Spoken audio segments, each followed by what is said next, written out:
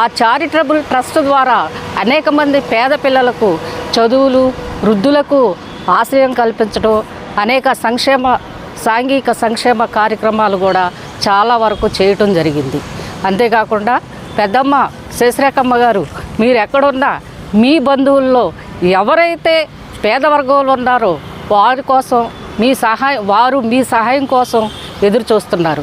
వారికి సహాయం చేయాలి. కనక విజయలక్ష్మి, మాతృదేవోభవ, తూర్పు పడమర అనేక అగ్ర హీరోలైన రజనీకాంత్, కమల్ హాసన్, చిరంజీవితో నటించి మెప్పించింది. ఖైదీలో రగులుతుంది మొగలపద అనే పాటకి దేశవ్యాప్తంగా అనేక లక్షలాది అభిమానులు ఉన్నారంటే అతిశయోక్తి కాదు. అంతేకాకుండా గోరింక కూసింది గోరింట పండింది అనే పాటకి ప్రేక్షకులు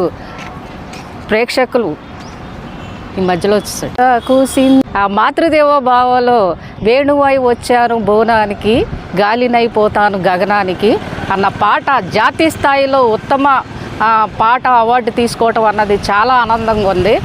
మాధవి చాలా మంచి మనసున్న వ్యక్తి. అంతేకాకుండా బంధువులంటే అమితమైన ప్రేమ కలిగిన వ్యక్తి. దేవరపల్లి వెంకటరామయ్య మనవరాలుగా ఆమె తనకున్న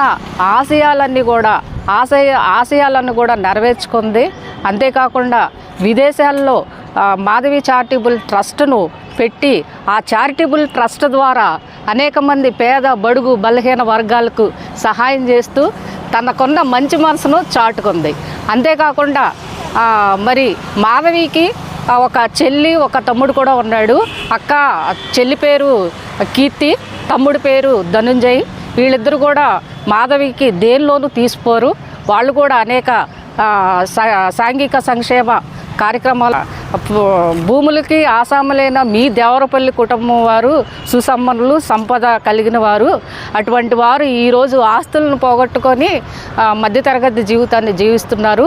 వారి కోసం మాధవి మీరు మీ పుట్టిన గడ్డ మీద ఒక ట్రస్ట్ని ఏర్పాటు చేసి ఆ చుట్టుపక్కల గ్రామాల్లో ఎవరైతే పేదవారు ఉన్నారో వారి కోసం వారికి మీ చేయూత అందించాలని మనస్ఫూర్తిగా కోరుకుంటూ కొన్ని వందల ఎకరాల భూములకి ఆసాములైన మీ కుటుంబీకులు ప్రజెంటు ఆ ఎకరాలన్నీ, ఆ సంపద అంతా కూడా పోయి సామాన్య జీవితాన్ని గడుపుతున్నారు, మధ్యతరగతి జీవితాన్ని.